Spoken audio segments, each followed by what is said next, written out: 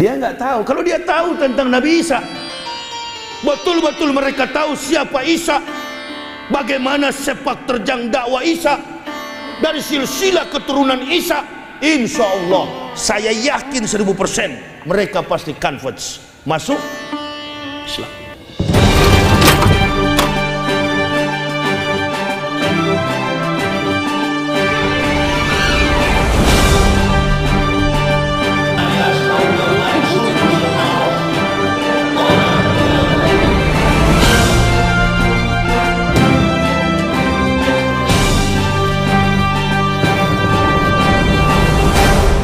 Kematian Yahya Waloni antara fakta, spekulasi, dan hujatan. Kematian seseorang selalu meninggalkan jejak pertanyaan, terutama jika orang tersebut adalah figur kontroversial dengan sejarah yang penuh gejolak dan pernyataan-pernyataan yang memicu pro dan kontra. Yahya Waloni mantan pendeta yang menjadi mualaf, penceramah penuh sensasi, dan tokoh yang dikenal karena ujaran-ujarannya yang keras, kini telah tiada. Namun kepergiannya justru memunculkan banyak pertanyaan baru. Apakah kematian Yahya Waloni ada skenario tersembunyi yang tidak diketahui publik? Bagaimana reaksi masyarakat, baik dari kalangan yang mencintainya maupun mereka yang selama ini mengkritik kerasnya? Inilah kisah kematian Yahya Waloni antara fakta, spekulasi, dan hujatan. Walhamdulillah, wala ilaha illallah, wallahu akbar. Kami akan bersyukur. Aroma kematian kami dicaci maki oleh kafirun wal munafikun. Nggak apa-apa. Tapi jangan sampai kematian kami dicaci maki oleh orang-orang yang takwa. Kalau kami dicaci maki oleh orang-orang munafik, maka kematian kami adalah husnul khotimah. Itu keyakinan kami. Apabila kematian kami dihasil dengan ujian orang-orang munafik, itulah su'ul khotimah. Yahya Waloni lahir pada 30 November 1970. Ia dikenal publik setelah memutuskan pindah agama dari Kristen ke Islam dan mulai aktif sebagai penceramah. Namun bukan ceramah biasa yang ia sampaikan. Yahya sering menggunakan gaya retorika yang agresif, menyentuh isu-isu sensitif, dan tak jarang melontarkan kata-kata kasar terhadap keyakinan lain. RCTI, Metro Tipu, TV One sekarang juga sudah gabung. TV One, konferensi pers.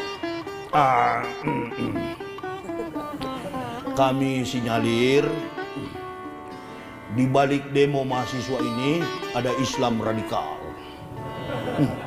Ada Islam garis keras. Pernyataan-pernyataannya yang sering viral membuatnya menjadi magnet kontroversi. Di satu sisi, ia memiliki pengikut fanatik yang memujanya sebagai tokoh pembela Islam. Di sisi lain, banyak pula yang mengecamnya karena dinilai menyebarkan kebencian dan intoleransi. Tahun 2021 menjadi titik balik bagi karirnya. Yahya Waloni ditangkap Bareskrim Polri atas dugaan ujaran kebencian dan penistaan agama setelah rekaman ceramahnya menyebut Alkitab sebagai kitab fiktif. Penangkapannya memicu gelombang reaksi, dari yang menganggapnya sebagai bentuk keadilan hukum hingga yang menuduh negara tidak adil dalam menerapkan hukum terhadap tokoh agama. Setelah beberapa bulan menjalani proses hukum, Yahya akhirnya dibebaskan. Namun sejak itu aktivitas publiknya menurun. Yahya Waloni dikabarkan meninggal dunia pada 6 Juni 2025 saat menyampaikan khotbah sholat Jumat di Masjid Darul Falah yang terletak di Kompleks Perumahan Minasa, Kecamatan Rapocini, Kota Makassar, Sulawesi Selatan. Namun, tak butuh waktu lama sebelum gelombang spekulasi mulai bermunculan. Beberapa pihak mulai menyebarkan narasi bahwa kematian Yahya Waloni tidak wajar.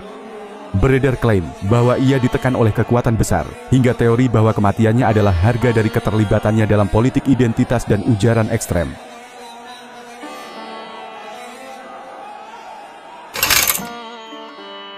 Namun, hingga kini tidak ada bukti yang sahih untuk menguatkan klaim-klaim tersebut. Pihak keluarga menegaskan bahwa mereka menerima kematian Yahya Waloni sebagai takdir dan meminta masyarakat untuk menghentikan spekulasi yang tidak berdasar. Kabar duka ini memecah publik. Di media sosial, Yahya Waloni menjadi trending. Pengikutnya mengunggah doa dan kenangan manis tentang ceramah-ceramah beliau. Mereka menyebutnya sebagai syuhada, ulama pembela Islam sejati. Namun tak sedikit pula yang menanggapinya dengan sinisme. Beberapa akun terang-terangan menunjukkan rasa lega atas kepergiannya, bahkan menulis komentar kasar dan penuh kebencian. Fenomena ini menggambarkan betapa sosok Yahya Waloni telah menjadi simbol polarisasi sosial yang tajam di Indonesia. Gaya ceramahnya yang tegas dan tanpa basa-basi kerap memicu perbincangan, membuatnya viral di berbagai platform.